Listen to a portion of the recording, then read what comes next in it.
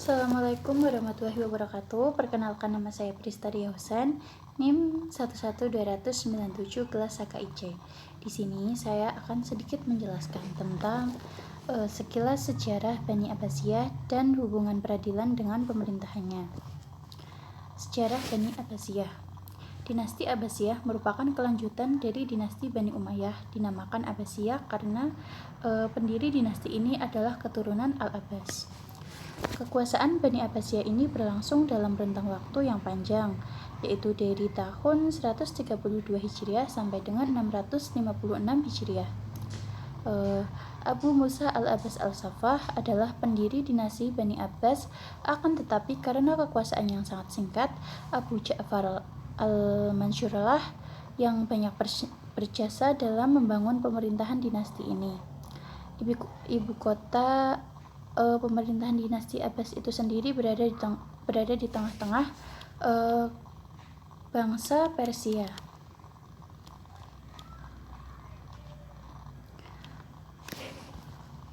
Masa pemerintahan Daulah Abbasiyah dibagi menjadi 5 periode.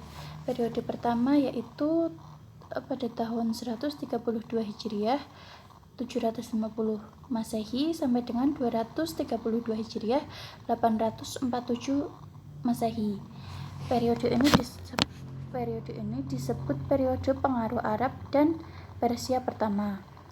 Periode kedua 232 Hijriah sampai dengan 334 Hijriah disebut periode pengaruh Turki pertama. Periode ketiga 334 Hijriah sampai dengan 447 Hijriah, masa kekuasaan dinasti Buaih Bani Buaih dalam pemerintahan Khalifah Abbasiyah. Periode ini disebut juga dengan masa pengaruh Persia kedua.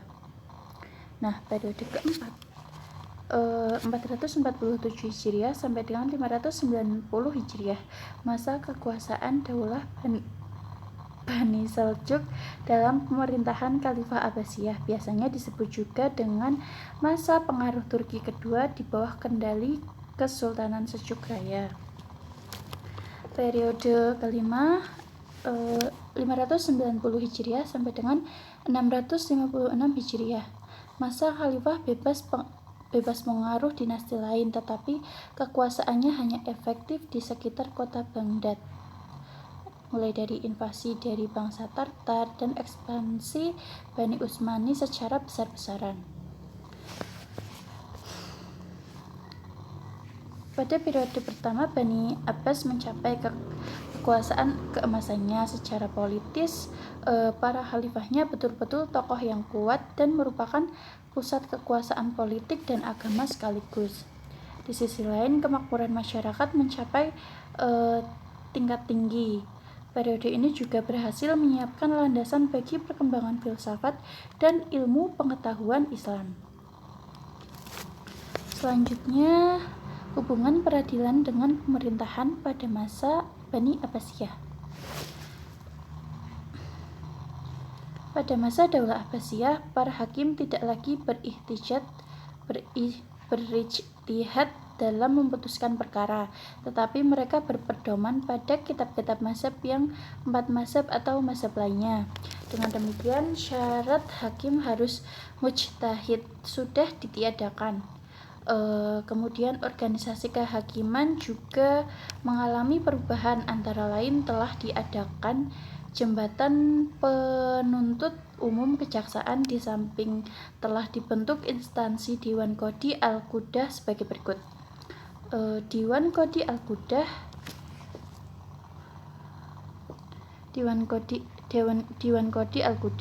Fungsi dan tugasnya mirip dengan Departemen Kehakiman yang dipimpin oleh Qadhi Al-Qudah, Ketua Mahkamah Agung. Semua badan-badan pengadilan dan badan-badan lain yang ada hubungannya dengan kehakiman berada di bawah kepemimpinan Dewan Qadhi Al-Qudah. Yang kedua, Qudah Al-Aqali, merupakan hakim provinsi yang mengetuai pengadilan tinggi. Yang ketiga, Qudah Al-Amsar, hakim kota yang mengetahui pengadilan negeri Al-Qudah atau Al-Hisbah. Al-Sultah Al-Qadaiyah, yaitu jabatan kejaksaan di ibu kota negara dipimpin oleh Al-Mudail Ummi, jaksa agung, dan tiap-tiap kota oleh naib ummi atau jaksa. Adapun badan-badan peradilan pada zaman Abbasiyah ada 3 macam, yaitu sebagai berikut: Al-Qada, Al-Hibah, dan Wilayat Al-Mazalim.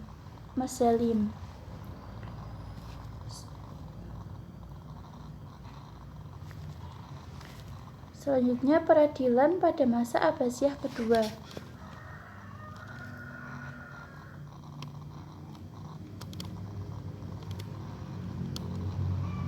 Pada masa ini, organisasi peradilan khususnya Qadi Al-Qudah sudah mengalami perubahan. Qadi Al-Qudah tidak hanya di pusat pemerintahan Baghdad, tetapi juga di daerah-daerah.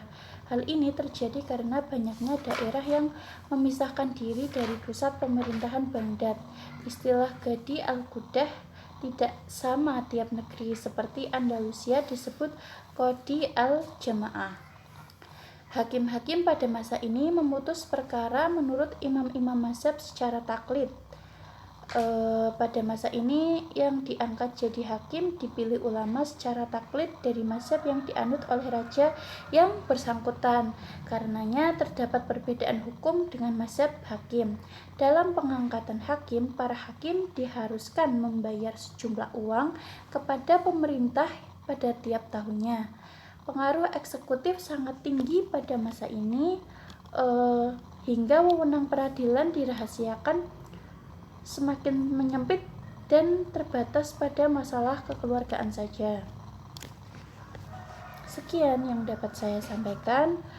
Wassalamualaikum warahmatullahi wabarakatuh.